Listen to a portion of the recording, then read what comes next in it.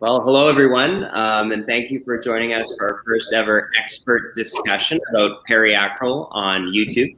My name is Stephen Blacklock, and I will be your host today.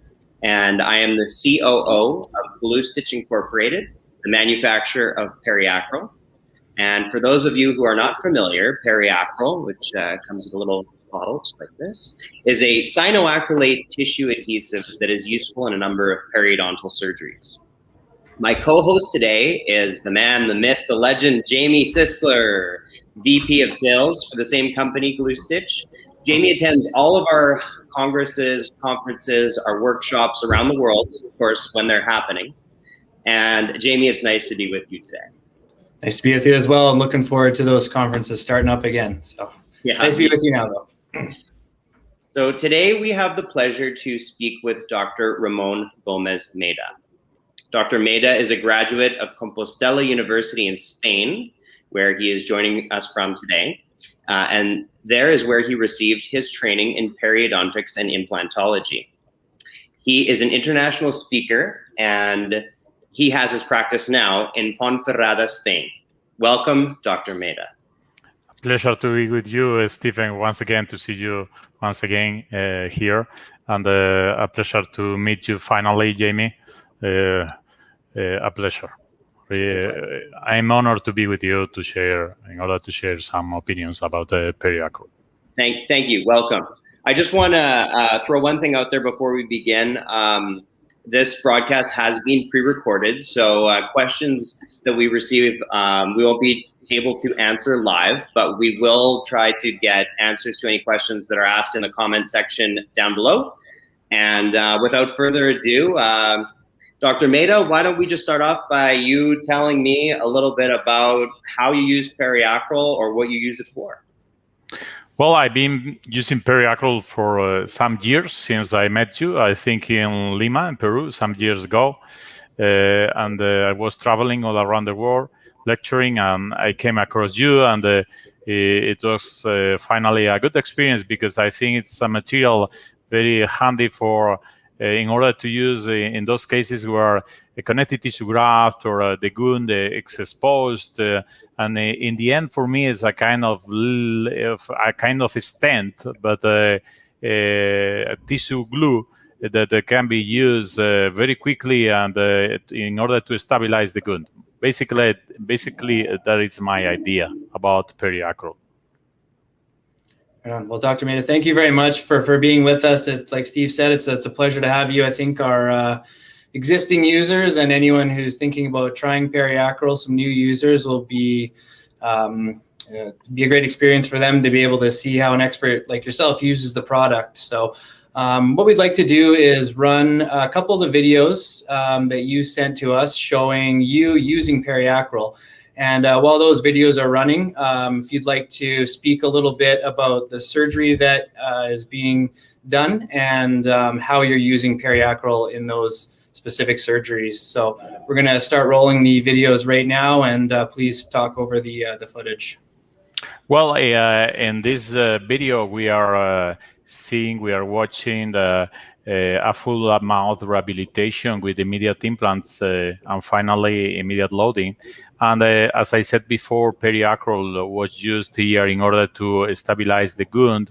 Part of the connective tissue graft gets exposed because I don't want to mobilize the position of the mucogingival line.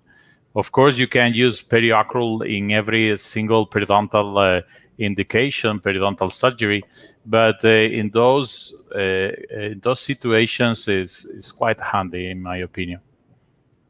So how long does it take for you to get it to set, and do you use multiple layers? I usually use a couple of layers. In my opinion, it's more than enough. You can use 3 or more, of course, but it's more than enough. And before I used I used a little bit of water from far away with the shireen, but now I prefer to let the gund, a moist gund, and to mix the blood with the PeriAcryl. In that way, the PeriAcryl sets quite quickly, and I don't work much.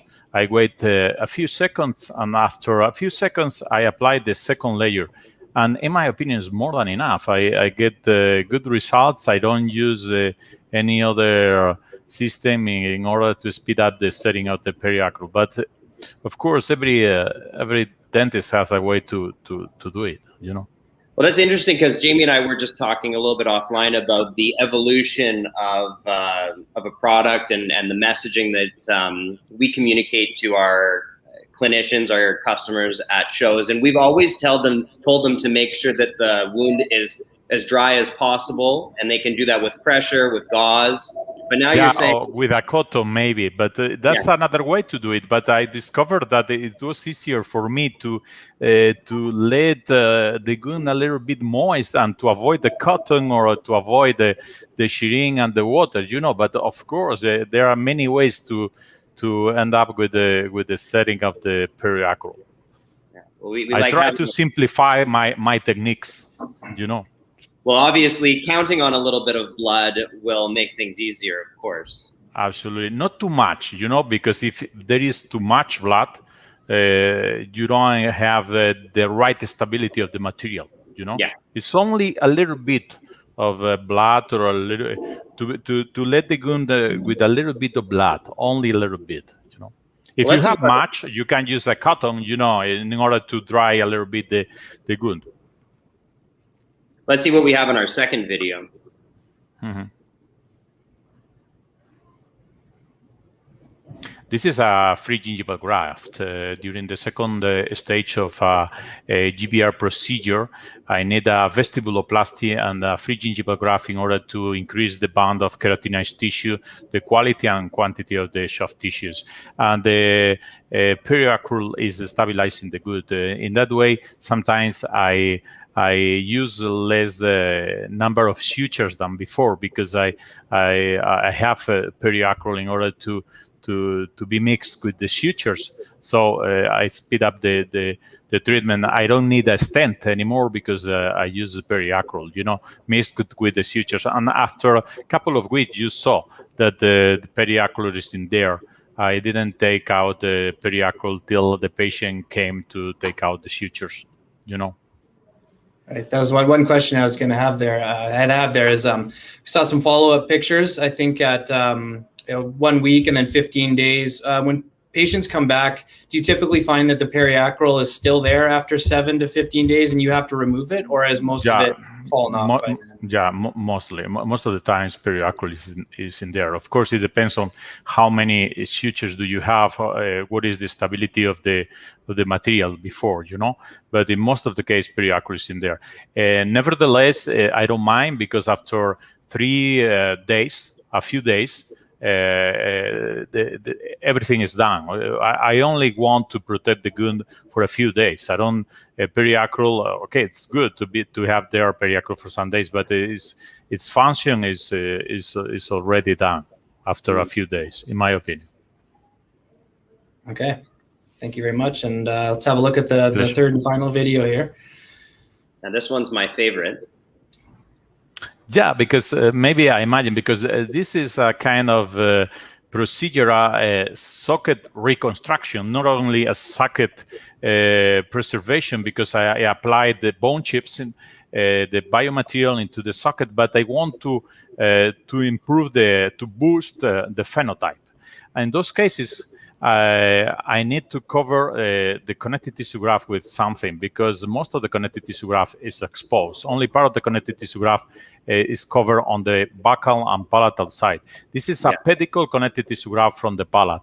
And in those cases, PeriAcryl is the best thing I know in order to protect a little bit that connective tissue graft for some days. After a few days, as I said before, if you don't have any necrosis of the connective tissue graft, everything is done. You are not going to have a necrosis after 7 days because vascularization is established during the first days, you know.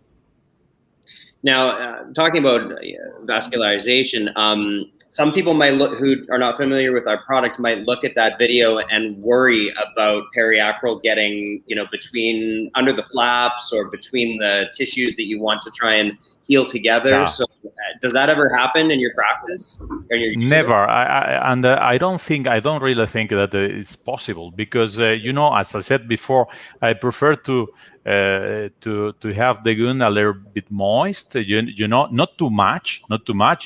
Of course, your assistant can adjust that kind of humidity, and then between the connective tissue graft and the flap, you have a little bit of blood. So the PeriAcryl is not able to get into the gap between the flap and the connective tissue graft, because it's already occupied by the clot, by the blood, even if the clot is not well established. So it never happened to me. It's not possible, in my opinion. Perfect. I just have one more question, and then when I was hearing you talking about the palatal side and the buccal side, if you're talking about PeriAcryl being applied to those two areas, do you ever notice that a patient either calls your office to complain, or if you know that you need to do something to soften PeriAcryl because it's rough against the cheek or it's rough against the tongue on the lingual side, is that ever an issue? The texture? I don't usually have that complaint. Of course, okay, some patients are very, demanding. But I have in mind the position of the PeriAcryl. So in order to avoid that, if I have to place PeriAcryl in the middle of the palate, I advise my patient do not touch that area with the tongue too much. Let it heal for some days.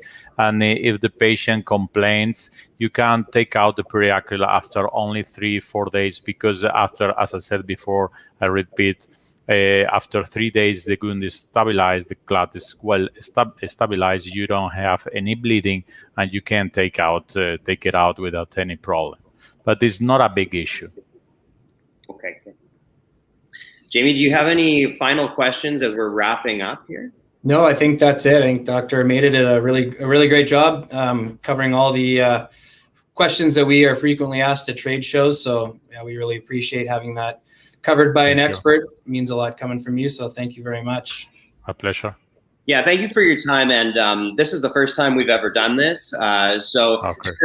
I think it went really well, but we might find that we get some technical questions and we need to circle back to you. No problem at all. Or perhaps we can create an audience and do this live. We can get questions asked in real time and answer them in real time. So thanks very much one more time. And yeah. Anytime.